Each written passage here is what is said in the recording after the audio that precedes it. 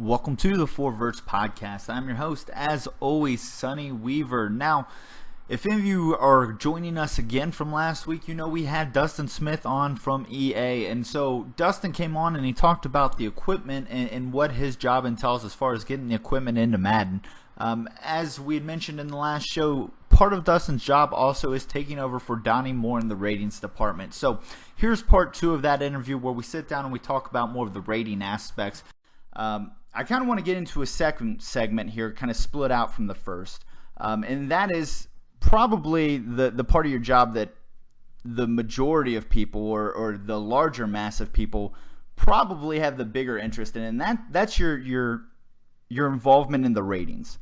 And before anybody gets one thing that causes NFL players to hate me, yes. Well, and we'll talk about that a little bit. But before anybody gets too excited, spoiler alert: we're not actually going to tell you any ratings for this year's game. So if you were hoping to get some ratings, you're not going to get them here. But more so, what I'd like to talk about is the process. And so let's kind of go to the start. So it's easy for you to, I would assume, come up with a speed or a strength rating for a rookie because you've got combine numbers and you can basically put them against their peers and say this is what these physical attributes are. But how do you go about coming up with a man or a zone coverage or, different other things that aren't so cut and dry as a statistical attribute? Well, immediately the first thing I'm going to do is I'm going to read your scouting reports and your strengths and weaknesses. Then a lot of them, as far as corners go, will break down. Never gets his head around in man. Struggles to stay on his man when he cuts. But is very good in open space, right? So you're obviously telling me that this man is better in zone than he is in man. So I'm going to at least immediately give a disparity, and then I'm going to try and find, based on where you were picked, what team picked you, and then, everything I've seen on you on film and what your draft profile says is going to determine how I get to those numbers. So how does like a Pro Football Focus or something play into that? Do you guys kind of reference that stuff, or do you do more of your own scouting? We take everything we can get. Anytime there's any source of knowledge out there that you can look at, why wouldn't you look at it, right? Anything that is available out on the internet or some things that we have internally, I'm going to look at. So whether it be game film, whether it be breakdowns, whether it be grading systems, whether it be this, that, the rest, anything that can help me get a better number for that player in any sort of column or category, I'm gonna look at it.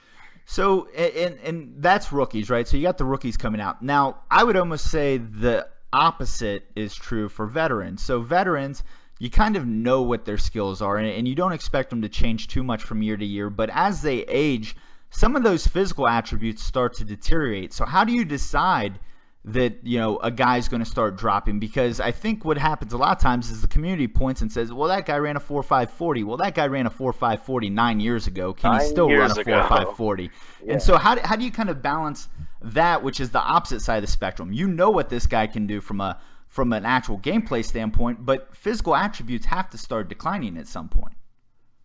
Right. So every year you've got a decline period where you'll go through and you'll decrease a lot of players, mostly whether it be because of age or lack of production or this and that. It's every year it's a part of your off-season ratings adjustments, if you will, right? So during that off-season, you're gonna go run through pretty much every player in the league. You're gonna be like, no, not on this. He definitely deserves a hit here. He wasn't strong here, blah, blah, blah. But then that's just feel. We also have some formulas for, quite a few of our ratings that allow it to be an easier, all right, add a year onto this. Oh, it automatically calculates. Oh, all right, time to bump him to this, right? So use a couple different things. What you've seen, film, how you feel based on what you've seen, and then some of the internal formulas we have created to help us out. So there was a period there where it looked like last year. Hopefully I'm remembering the years correctly anymore. They all run together. But last year it looked like you guys were trying to tone speed back down. And Madden historically has been a game built for speed, and it looked like there was some sort of adjustment there for speed that, the drafted rookies kind of didn't get the memo on that, and so I've heard some good things that you guys are adjusting that, but Yep. are you guys trying to start with a lower base so that gives more room to go to the upper level, or was it just the general we got to reset it for game mechanics, or what kind of brought that reset on? So last year, that was one of Donnie's big initiatives before he left, was to really keep going and create more of a disparity, so you could really feel the difference. So last year when I took over, I was like, I really like that method. I'm gonna take it, and we're gonna see if we can improve upon it and find anywhere where we can make some adjustments, some tweaks, and really take that to the next step moving forward. So that was something we did this year, that we spent some more time on it, and then aligned with CFM, got a lot of ranges that we want those rookies to be in, and we created our current rookies within the same ranges. So right now, our rookies this year will probably come out a little lower by a little bit than maybe what you're used to, because we also tuned our OVR formulas. So now with our OVR formulas changing, everybody's rating is looking different already. So we made our OVR formulas count for, they hadn't been tuned in years. We made them pick out all the ratings that really matter for that position in gameplay, and then weighted them appropriately based on how strong they are in gameplay. So now you should see a lot more of a true overall to give you a better idea of exactly what that player is. So that's interesting. Man, I feel really sorry for you guys, I think, at this point right now. So you say you changed the overall formula. Does that mean if I look at a guy from last year, and to avoid talking specific ratings, but player A, for instance, was a 85 overall last year, and this year you're saying I could come into game and he could be a 83, even though he may have had a slightly better year than the previous year? It could be a 78. All right. So was that it doesn't mean you're that gonna get some angry tweets. He's gonna. Well, it doesn't mean that he's gonna play a ton different, but it's gonna show you really where he lies, truly, right? So it doesn't mean that, like, hey, I left a bunch of these guys all the same and we just retuned their overalls, because some of those ratings have changed as well. So you've got ratings changements with OVR tuning, and now we've got a lot more of a spread within our rating system, even more so than last year. So that's interesting. That's, I think, something that people have always been a little, I don't know. There's different ways of thinking on that, but when you start a good chunk of your players in the low 90s, those guys don't have far to move, and they shouldn't. They're the top guys, but it never seemed like the bottom part. So if you're truly a 0 to 100 rating, that it seemed like there really weren't many guys that were normal average starters that were on the lower end of the spectrum. Is that more prevalent now with this kind of reset, that guys that we see as average NFL starters are in their low 70s? Yeah, you can see them in low 70s and maybe in some cases a very high 60. Things like this happen, and it's probably one of the coolest things about this is that you're really going to see a stronger parity and ranges as far as ratings go. Now, the weird thing that I always see people bug out about is, hey, X player's doing so good, why is he only 76? Well, go look at all the ratings that matter for him. And are those where you would expect him to be? All right, well then I can't really see your complaint. It means probably, some of his other traits, like physical traits, are not quite where you would expect them to be. Such as maybe speed or strength or agility. And that's, that plays into his overall. So if those aren't where, they need to be to help his OVR go up, well, then he's going to stay around that 70 range unless he becomes a superstar, right? So is scheme still going to have an effect on the overalls like in years past with this new rating? Or we've done some tuning around that into CFM to make it not so drastic this year. I think I'd probably be better letting our Larry and John talk about that more to a T, but it is something we've been working on. It's something I've worked with them extensively on to try and get our stuff exactly where we want it. You'll still see some variances, but it shouldn't be what it was in the past. That's for sure. Okay. So you get the initial ratings set, right? And they release the ratings and the game drops. And so let's talk about adjustments throughout the year. Obviously, you could, in theory, adjust every player every week up 1 or 2 points, down 1 or 2 points, move something here or there. But how do you go through that process? Because obviously you're not going to run an update for every single player. So where do you kind of decide, or do you? I mean, do you in your mind check every player in the NFL every week and make that change? Last year I did a lot of tuning on a ton of players, and I don't know if it really seemed to pay off having, a 67 overall guy. Oh, I moved his elusiveness up 2 and his awareness up 1 for the week. Was that really, what I mean? Was that really worth it? It's not that guy won't get changed this year, but I don't see the reason to invest so much time in every single player. Now, everybody is still going to get evaluated, but it doesn't mean everybody's going to change on a weekly basis. Yeah, you're going to have to do something that really warrants a change. I'm not saying you have to have a breakout game or anything, but you have to do something that at least warrants a change this year to see a legitimate change. Because especially, like, let's say a guy is a 90, right? And let's say that he had maybe above average to good game, right? Everybody's going to be like, oh, he's going to be going up this week. Well, his rating already says that that's the type of player he is. A 90 overall is exactly what I expect to get at him. He had a good game, which is what he should be getting, right? So there's no point in getting him up to a 91. What's really the difference? If he's playing to that rating, there's no reason in moving him. Now, if there's a guy kind of like last year, Devontae Freeman, he wasn't playing to his rating. He was blowing that out of the water. Those are the guys that need to be moving. How do you fight that? And that was kind of where I was going to go next is you're human. And so let's say Devontae Freeman, and we don't have to talk ratings just to not confuse anybody, but let's say Devontae Freeman comes out and blows up. Okay, one game you move him up a couple points because you don't want to get caught up. But how many games before you realize, oh man, I may have seriously underrated this guy and make kind of a bigger move, or do you kind of stick to it and just keep trying to inch him up each week and make him prove you wrong type thing? It would have to be a guy that's literally proving me wrong. If it's a guy that I was like, wow, I saw this coming, he'd probably get the inch up week after week, right? If it's a guy I'm like, I think that's an anomaly for you. I don't, not just yet.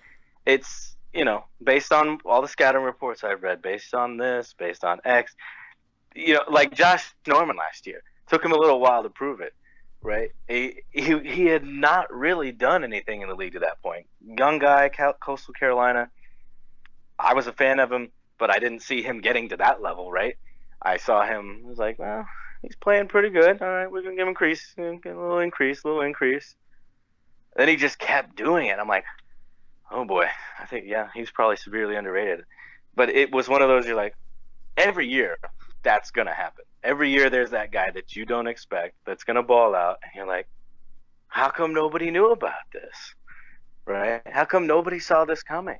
Well, maybe it was a coach in the system. Maybe it's the team he's playing with. Maybe the D-line was helping him, by getting to the QB quicker. Like, all these sorts of things. It's like, maybe he's just finally coming into his own. Maybe the game's gotten, slower for him so he can process things better. All these things are possible, and, they vary from year to year to year. There's no perfect one-way system to write this out so that everybody lives in the exact same world and everybody's treated the same way, because it's just impossible. That's like saying a 350-pound guy and a 150-pound guy should be, they should look the same and treated on the same scale based on, how much weight they gain. Well, it doesn't make any sense, right? If a 350-pound guy adds 10 pounds, well, I'm not going to see the difference. 150-pound guy adds 10 pounds, probably gonna see that difference. So, do you do you ever find yourself having to fight it, and how do you handle it? Where you go, yeah, that guy had a great year last year, but you in your mind know that he's a one-hit wonder. I mean, so how do you cave a little bit to fan and player expectations that, yeah, I know this guy was really good last year, he was an all-pro, but your own kind of expectations are, he's changing teams, he hit free agency, whatever. I really can't see making him a 90, or do you go ahead and just make that guy a 90 and say we'll bring him back down as the year goes? Sounds like you're talking about Josh Norman to a T. Well, I'm not talking about ratings or specifics, but yes, maybe. No, but it does sound like Josh Norman. So let's just use Josh Norman as an example. I obviously as a Cowboys fan, I don't love the Redskins. Doesn't mean I'm gonna rate them unfairly in our game, but I see him going there. I don't see that defense is really super strong. It's got some strong points, but it's also got a lot of weak points. And I'm like, this guy doesn't have the talent around him that he had in Carolina. So we'll take a ding for that. But he still also played well, so he's going to get a plus for that. So he's trust me, he's still rated very well. But you have to project while still giving him what he's done, and it's a fine line that you got to kind of roller coaster ride on. Be like, okay, yes, but no, but yes, but no, a little bit there, right? And you fine tune it to get what you really think he's going to be going into the season. And the way I always look at it is like, no rating's ever final. Everything can change on a weekly basis. So there's no point in hammering myself over it from week to week to week. It's like, look, he's here. I think he's good here. All right, well, you just had a superstar game. All right, fine, fair. Here you go. That's a fair increase. You deserve this increase. I have no problems changing at any point in time. Like, one of my favorite things about here, somebody comes up to me, he's like, do you really think X is so-and-so at this rating? I'm like, that sounds a little off, because I haven't had nearly the time that Donnie had to build everybody to exact specifications of where I wanted them, right? So I love hearing feedback, so I can be like, oh, I think, yeah, that's something I want to investigate. I'll go look into it. Like, no, he was fine where he was. Or sometimes I'll go look at it and be like, no, he should probably go down some. That seems too high. Those kinds of things. It's one of my favorite conversations to have here. Is people love to talk ratings. People love to come ask about them.